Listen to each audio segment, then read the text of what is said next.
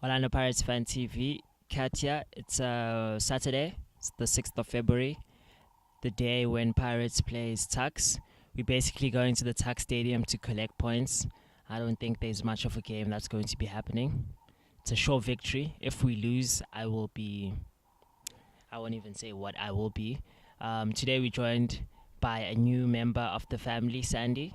She is experienced in a lot of international news, also local. We will tackle a lot of issues Pirates related today. We'll be talking about the past game against Ajax. We'll be talking about the past game that Chiefs played against Golden Arrows.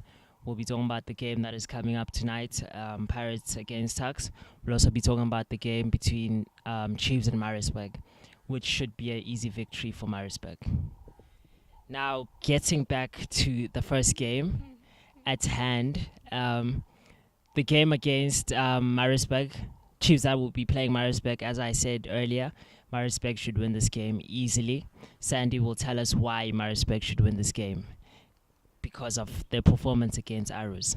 Yeah, their performance was really pathetic, honestly. I mean, it was poor. The only best thing about the Kaizer Chiefs during that entire game was their defense and their goalkeeper. I mean, majority of the possession, they hold over 60% of the possession in the entire game. And it was just between the midfield and the defenders and nothing going forward. So if Chiefs has any chance in winning against Marisburg United, they need to be clinical in front of goal and they need to be really more creative in midfield because there's nothing really happening for them going forward. So there's many issues in Chiefs. I think Marisburg United can finally pick up some points since they are in the bottom of the log. So, we're going for the underdogs today. So I'm hoping for the best for them. And then some will say that you might be harsh in the criticism against Golden Arrows because Chiefs were struggling against Golden Arrows and it was an away game. It shouldn't be so easy against them. Do you buy that, or do you feel that Chiefs is too big to be struggling against teams such as Arrows? Yes, that is very true. Chiefs should not be struggling against teams like Golden Arrows. I think Steve Compella has really struggled with the squad recently over time since the beginning of the season. He's not Stuart Baxter. He doesn't really play attacking football. He likes playing it too safe. So I think Chiefs fans are probably frustrated about that, watching their team play all the time, where there isn't much going forward. So Chiefs really should be bagging in 3 points. They shouldn't be struggling to get more than 2 goals within 90 minutes plus. So they should really be having more of opportunities than they do right now. I'm not sure which team she supports, but that will be her secret. But I have to agree with the points that Steve is still finding his feet at Kaizer Chiefs, but a team like Kaizer Chiefs is example of Pep Guardiola when he went to Bayern Munich. Bayern Munich won everything that was to win there, and he made them win, even though he didn't win the Champions League, but they won the league convincingly. They were in the semi-final. But Steve is struggling. He's not really struggling, but they're supposed to be reaching higher heights than they were last season, which they aren't at the moment. And Pirates is slowly creeping near. We are 6 points. If we win today, we are 6 points behind Chiefs, and we are going to be 16 points behind Sundowns. So Chiefs better watch out. His squad selection, if you notice, he dropped Kaka. He says Kaka played too many games. He was exhausted, which is rubbish. Kaka is not exhausted. Kaka has lost it. Muleko did a sterling job for Kaka.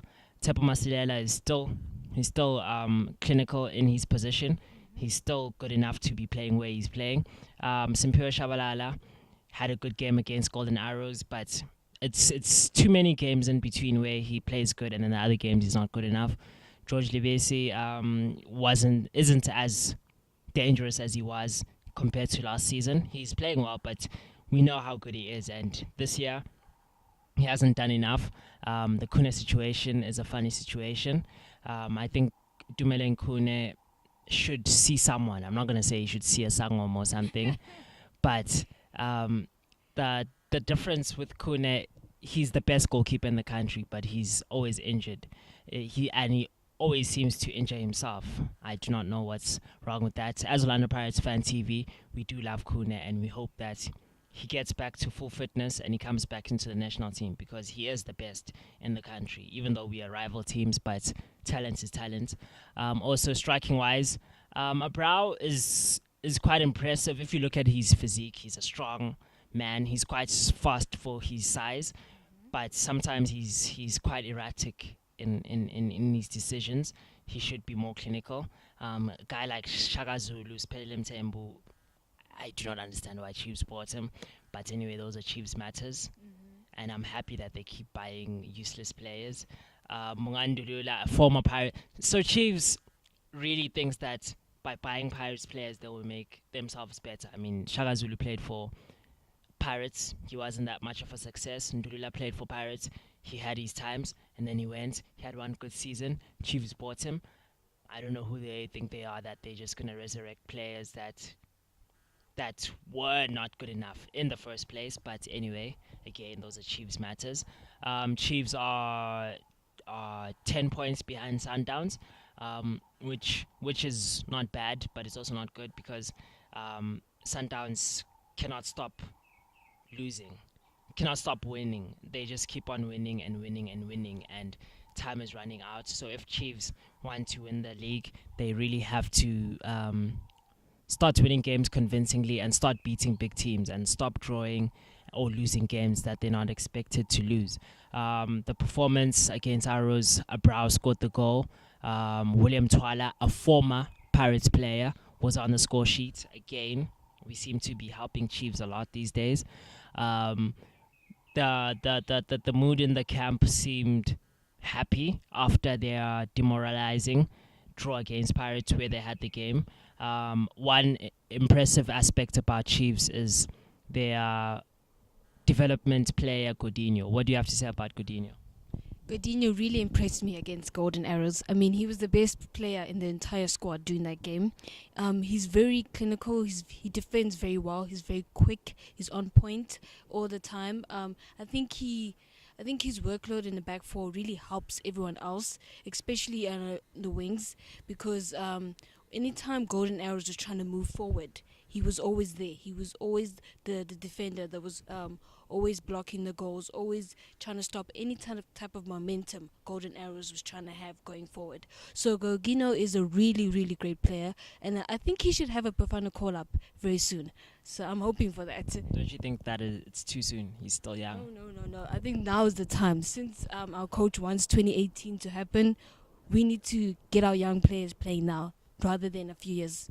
Speaking of that, what do you have to say to Kaizer Chiefs fans who say that Shaba and Shabalala and Litsolonyane, their time is gone, especially Litsolonyane, they seem to be on his back. Seeing from that game, do you think the criticism is fair? Criticism is very fair. I mean, when you look at the midfield in Kaizer Chiefs, it's very pedestrian-like. I mean, you cannot have two great former midfielders. I can say that they are former great midfielders. I mean, they're old now.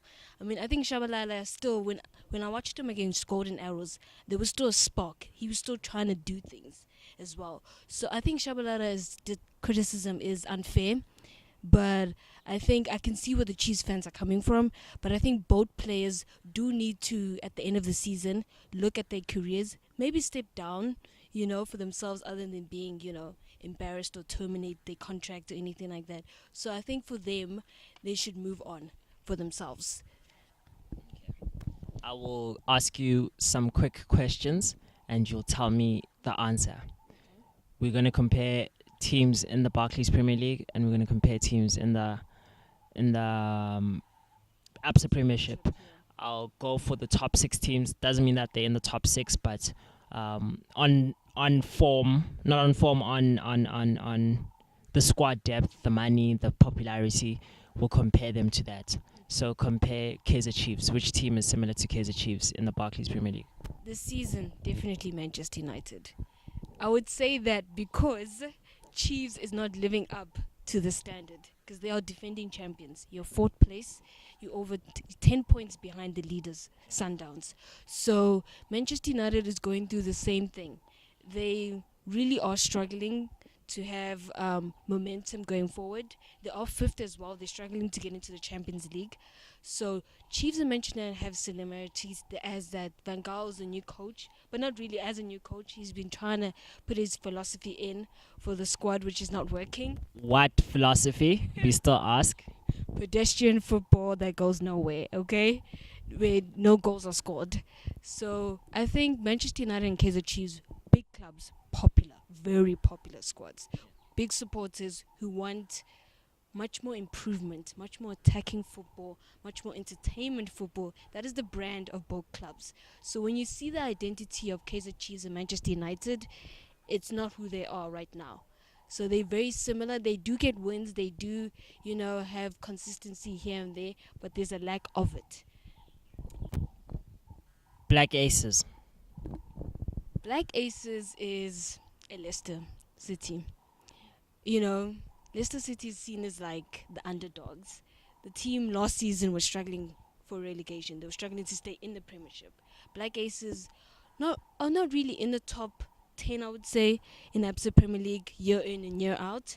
So to see them playing really well, second place, top 3, it's really surprising, especially with Leicester as well. I think they've taken advantage of and are buying really good players and for a minimum amount, and also utilizing them very well to their best capabilities. So I think they have similarities as well, and they also play really good football. Orlando Pirates.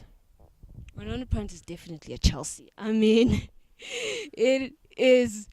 You can say it's majority of the same squad, but Chelsea hasn't struggled with injuries as Pirates has. Pirates has been hit by continuous injuries, which has really hurt the squad, especially going forward momentum-wise, and especially with the African Champions League, it really has hurt them as well. Yeah, going far in Champions League. Especially, I think Chelsea have also been hurt by not really signing any players. So they have the same squad, same players who've been playing the same, football that did last season, but it's not really working this season. I call it like the champions hangover. Every time, champions and I have a good squad, they win the league. Next season, the club feel like, no, you know what, we're not going to make any signings. Management is complacent. So and this is what you have, especially with the manager like Mourinho, who's going to, not really do much for you continuing forward. Man City. Man City. I would say Bidbed Vist. Yeah. They really, Manchester City have been consistent. I think they should be top of the log right now, because I think if they win, if against Leicester, but I feel like the squad, there needs to be changes, because there's too much emphasis on Sergio Aguero. There's too much pressure on him.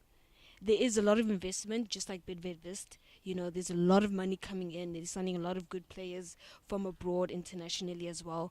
So, yes, they're very similar as well. They're still top there. They're still fighting for the title race. And I'm pretty sure that they would do well. Mamelodi Sundowns.